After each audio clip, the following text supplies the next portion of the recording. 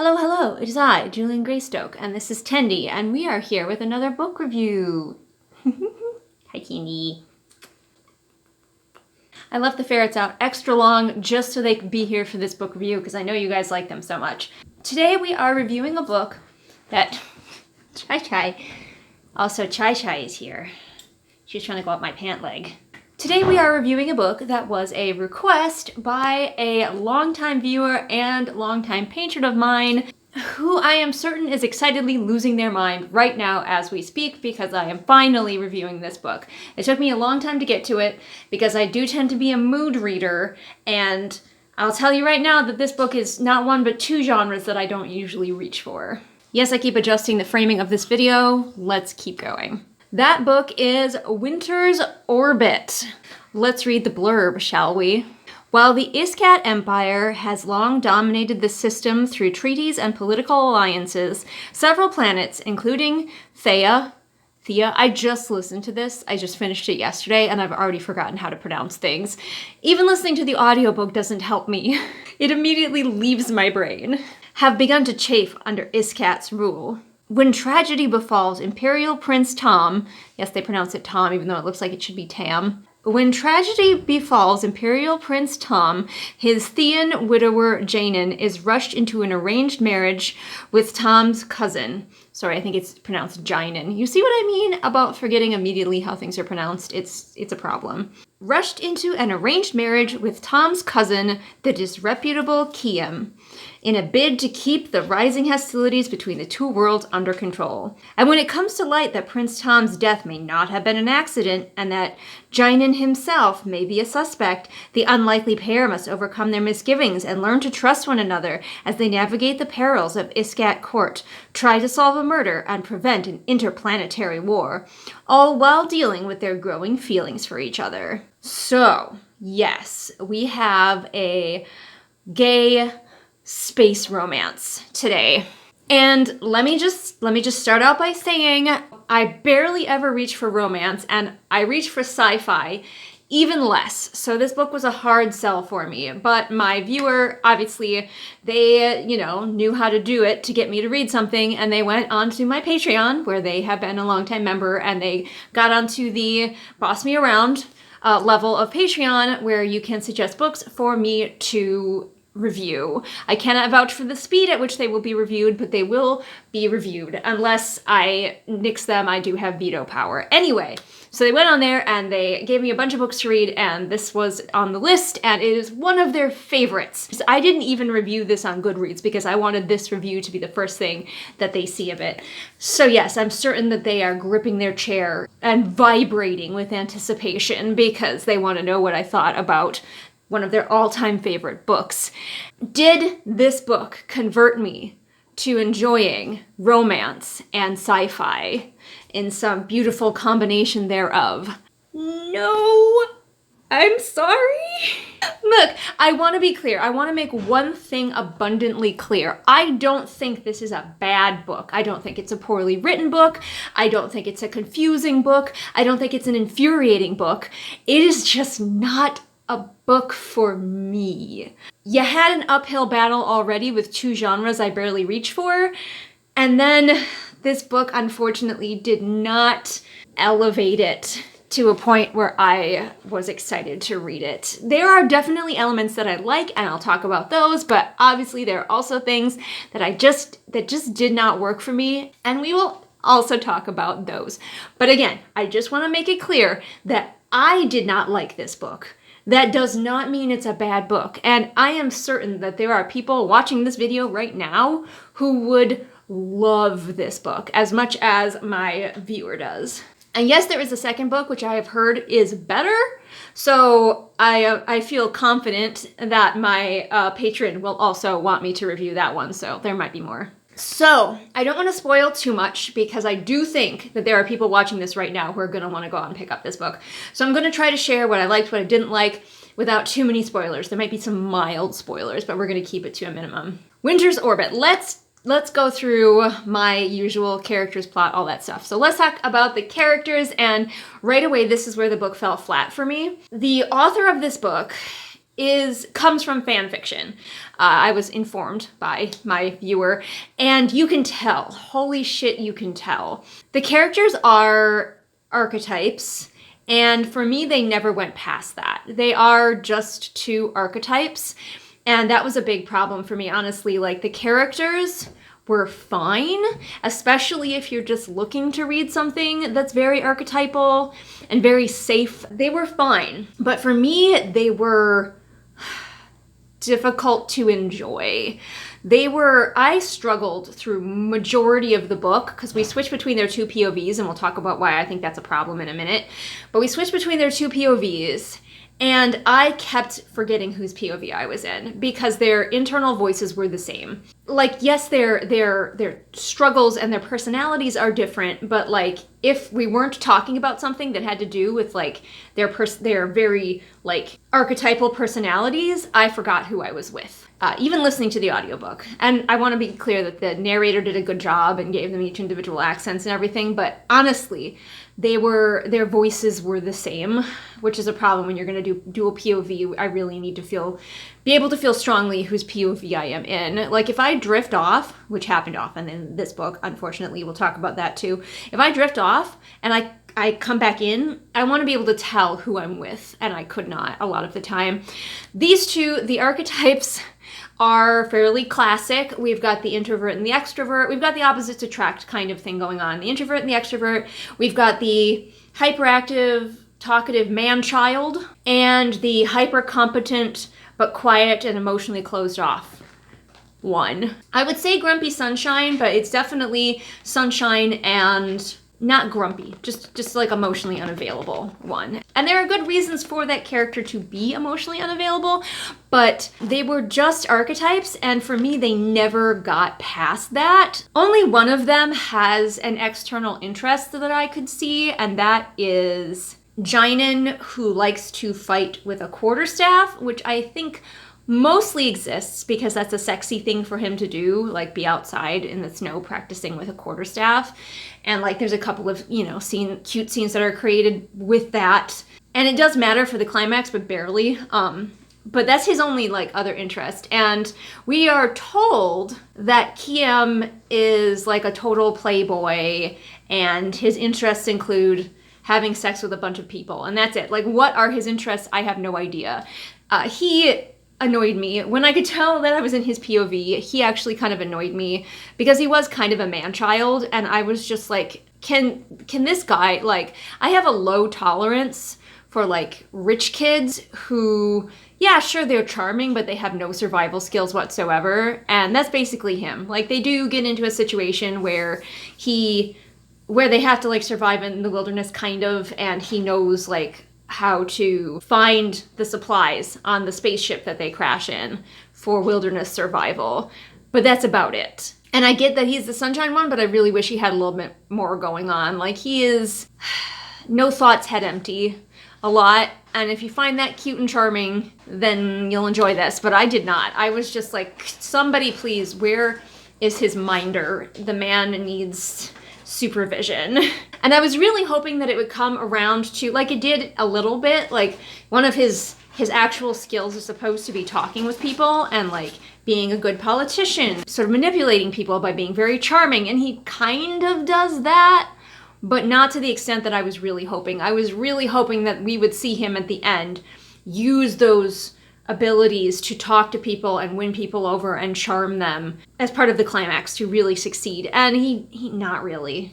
And then we have Jinin, who is our resident sad boy, and he has a good reason for being sad. However, that reason is extremely predictable. So predictable, which, I mean, maybe it's good. Like, I feel like it's supposed to be a twist, but it's not really a twist. So, like, but the fact that you can tell what it is, not necessarily a bad thing. Being able to predict a twist doesn't make a twist bad, but he is the resident sad boy, and the reason for his sadness is pretty stereotypical. There's a moment where you get to see some of his memories because of sci-fi reasons, and it is very just like black and white, cut and dry, very stereotypical in its presentation. Again, not trying to spoil it, but like, there's no nuance there. We had to make him the saddest sad boy who was ever sad. He was very much doing whoopee in that part. Again, very fanficky, super fanficky. You have seen these boys 1,000 times in 1,000 fanfics. So if you like that, then yes, this is for you. Those are the two main characters. The only other character who really gets a personality and who is my favorite character is, I keep forgetting their names, what's his name? Kiem. Is Kiem's aide, Belle. She's great. I love her, mostly because she's competent where Kiem is a complete and utterly useless man-child. And she does get a little bit more to do, especially toward the end of the book. Her, like, reveal kind of felt like it came out of nowhere, but I was glad that she got something to do, because she left the book for a little while, and I was like, oh no, Belle, come back. I need you. And then she did come back with a big reveal about her, and it felt very abrupt, and it felt very much like, whoa, where did this come from? Like, did we hear about this? That this could be a thing earlier in the book. It has to do with raiders, and I couldn't remember if raiders were even mentioned earlier in the book. Maybe they were in like an offhanded line, but like, it felt like it came out of nowhere. I wasn't too mad about it because it was my favorite character getting to do something, but still. But those are really the only characters of note. We have the dead husband, who we see in some memories later, and we have the emperor, who is fully giving this lady. Upon my word, you give your opinion very decidedly for so young a person. Another ferret visit is Maureen, the little goblin child. I hope all the ferret visits are making up for the fact that I did not like Kiem. I didn't hate him. I wasn't like hate reading or anything. I was just frustrated because I really wanted him to have something else to his personality besides just being the sunshine one. So yes, there are other characters. There's a surprise baddie reveal at the end where I was like, who? Because I'm sure he was in it a few times, but like he did not leave an impression on me, and then he was revealed and I was like, who the fuck is this guy? Why do I care? Yeah, let's go on to talking about the plot. So we've got like the political plot and then we've got the romance plot.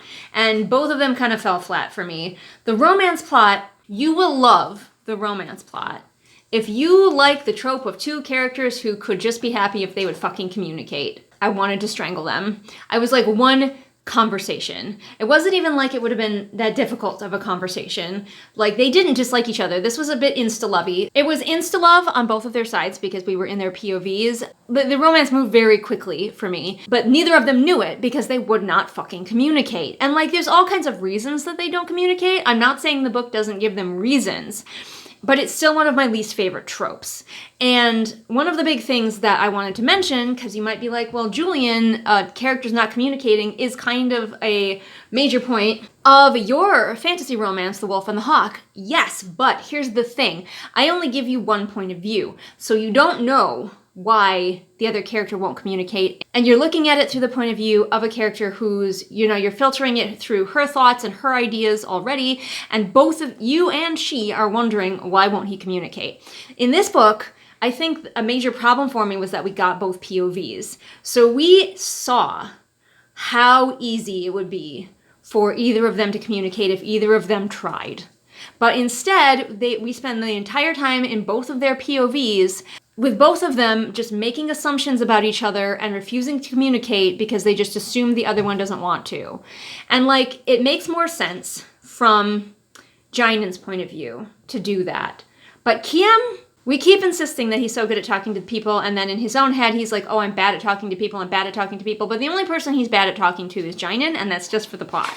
So like, if you are here for that kind of mutual pining where both of them are their own worst enemies in their own head, you will love this book. You will adore it because I think it is done well for fans of that trope. I hated it.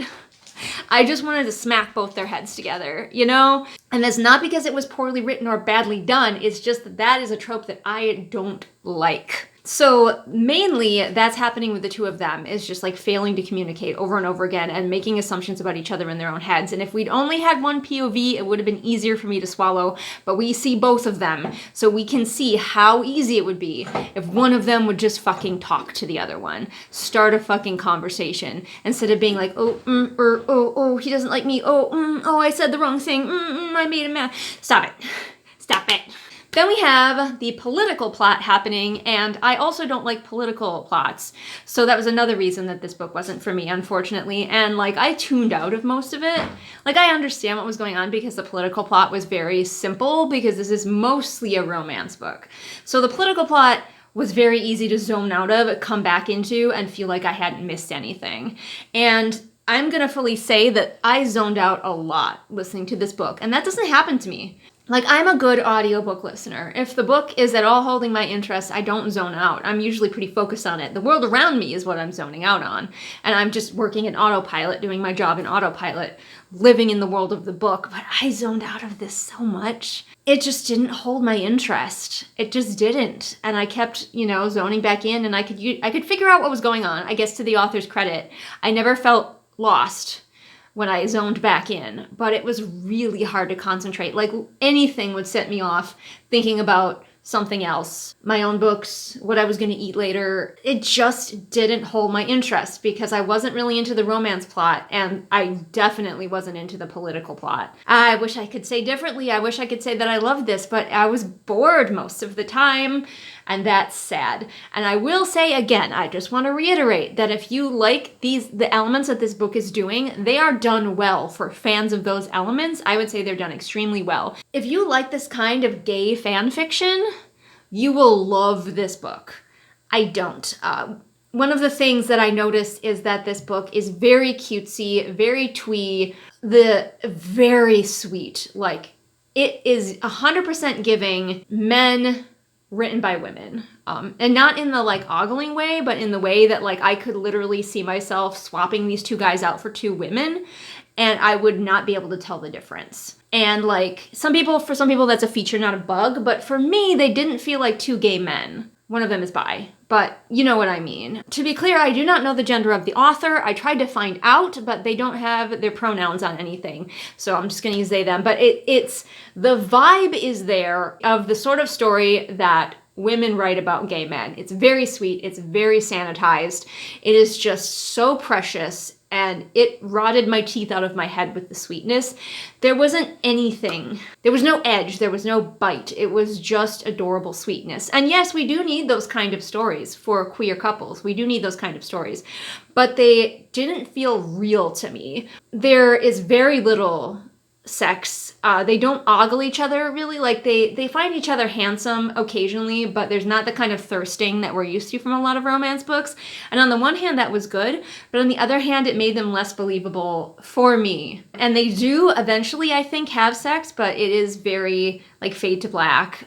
So you don't need to worry that this is a super raunchy book or anything if you're not looking for one of those. But it was so sweet and so sanitized and so toothless that, again, I just wasn't into it. Like, they didn't really have personalities. They were just like absolutely adorable, the most harmless, sweetest baby boys ever. And like, if you're into that, you're into that. But if you're not, yeah. So yes, the plot, everything about this felt very fanficky. I could see the two guys being replaced with like any number of fandom characters, and it would totally, like Dean and Cass, Draco and Harry, like we could replace them and you wouldn't really bat an eye. And again, if you like that kind of thing, you're gonna love this. I just want to be clear that the reason I didn't like it is because these are some of my least favorite things, and this book didn't elevate them. But if you like those things, this is the book for you. I cannot encourage you enough to read it. So, plot aside, what about the world building? There were some world building elements that I really liked. It was pretty thin as far as world building went. The sci-fi backdrop was mostly just so things could happen easily. They had spaceships to fly around, and they had, a lot of technology like wristbands where they could project a screen up on the wall or whatever and see the news and just medical stuff. Whatever cool random sci-fi thing they needed, that's why it was sci-fi. Like, the fact that it was set in space did not really matter for much else of the plot. The political stuff could have been happening in a fantasy world. A lot of this could have been happening in a fantasy world, and magic just taking the place of the technology, and it would have worked just as well. The one thing that I did like, and I wish we got more of, but we did get a little bit of, is there's some culture building, especially with Jinan, his culture, where he comes from. They're very clan-based, and they have a whole bunch of clans. And so he, like, brings a little bit of that into the story, and, like, his clan flag, and, like, I wanted more of that, because that's the only thing that got me to perk up and listen, really, was, like, the clan stuff. I was like, ooh, what's that? Culture? And I really liked, in Kiam's culture, I think it was Kiam's, I'm pretty sure it was Kiam's, gender expression is done with very simple means. Like, people wear, I forget what the jewelry was, but they wear a simple piece of jewelry. It could be an earring, it could be a necklace. Each thing meant a certain gender. So if they were, say wearing gold, that meant they were a woman, silver, a man, and pearl, non-binary. I don't remember if those are the colors, I'm just using that as an example, but it made it very easy, and people in that culture were used to just glancing at the jewelry and being able to tell what gender the person was. And it took Jinan a little while. I liked that he had to stop and be like, wait, okay, what does that mean? They're wearing that, so that means that, because he's not used to just glancing and knowing like the people in Kiam's culture are. And I really liked that element. So the culture building for me was probably the strongest part, and I wish there was more of it. It kind of faded into the background as the story went on, and I wish that we had gotten more of it. But otherwise, the sci-fi setting is just mostly to serve the plot, and could have been replaced with a fantasy setting pretty easily, and I wouldn't have blinked. But it is what it is. It's doing its thing. If you are looking for soft sci-fi, this is definitely the way to go. I'm not a hard sci-fi reader, so I was glad that it was pretty soft sci-fi. But now let's talk about the writing. How was the craft? Well, the craft was also very fanficky. If you like the sort of style that you see in fanfics, you will like this book. It hit every single beat. So if that's something you're in the mood for, you'll love it. I will say that occasionally the writing did get a little cringy for me, but because it was so fanficky, and when I say fanficky, I don't mean badly done. There is just a tone, a language, a cadence, a style that fan fiction has that was brought to this book. And if you like that, and sometimes I do, often I do, but not always, if you like that, you will like this book. This book has it in droves. And I will say that I do feel that the narration was very well done by the audiobook narrator, so I recommend the audiobook. I think he did a really good job. I really loved how much he got into like the inflections and everything. Like some audiobook readers, I feel like read books a little bit too straight, and he was really into like giving the characters clear voices. So even though I was struggling to tell them apart by their voices on the page, he was doing his damnedest to give them clear voices. Oh, one thing I forgot to add in the characters section is that there's very little physical description of people. So if you are someone who wants a lot of physical description, not the book for you. You're just kind of left on your own to visualize people, including the two love interests. But what we do get, even they physically look pretty similar to each other, which didn't help me telling the difference between them. But I would have loved, since we're in a sci-fi world and there's all these cultures flying around, I would have loved more about the clothing. Give me more of a rundown of what they're wearing to these various events, what they're wearing at home. Like, I want more. I want to see the fashions of these two worlds. And we're really not getting that. And I think that is left over again from the fanficky nature of this, where the author just kind of assumes that you know what things look like because it's based on an IP. But I don't. So maybe we could have more. There's a little, but I would love more personally.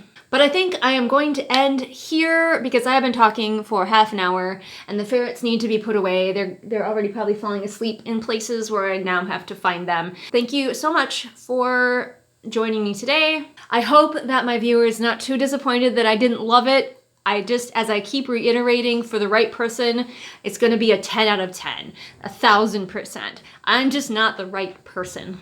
Whether or not you liked this book, if you're looking for more queer books to read, I have some. For example, Adventurer Mage, which is the story of not one, but two Arrow Ace main characters with a platonic soulmate situation. So if you wanna see two people just become the strongest friends in the entire world, then the Adventure of Mages for you. And it's going to be a 3-book series. I'm working on editing book 2 right now, so check it out. All of my books have queer characters in them, so you really can't go wrong. And of course, you can support me over on Patreon, where for as little as $1 a month, you get extra content not seen here on the regular channel, but also at higher tiers, you can boss me around and make me read more gay space books if you want to. It is Pride after all. I didn't do that on purpose. I never plan things, but it is Pride, so yeah. Gay space books. Thank you so much for watching. I will see all of you again next time with whatever it is I happen to be doing next time. Bye. Amity, rarity. I've got it! Its real name is Sarah, Lisa, Amanda, Jenny, Savvy, Scribbling Cat, Rennie, Jesper, Zaire, Shelby, Callison, and Sophie, Patrick, Belle, Light Julie, Hidden Glade, Kit, Puppet Master, Merween, Sophia, Ashley, Swamp Goblin Waifu, Melissa, Afra, Deborah, Rita, Alyssa, Celia, Amanda, Lafone, KJ, Jessica, Caitlin, Ursula, Robin, Jojo Bookish, Bear, Kirsten, Pudamancer, Mooney, Kohikaro, Kira, Sam, Haley, Pansing Pony, Roma, Veda, 78 kilograms of shade, Cat, Sarah, Nico, Sunny Shy, Bird Anonymous, July, Martha Baggins, SB Boots, Ruin Queen of Oblivion, Laknunga, Constantina, and Gay Tutter.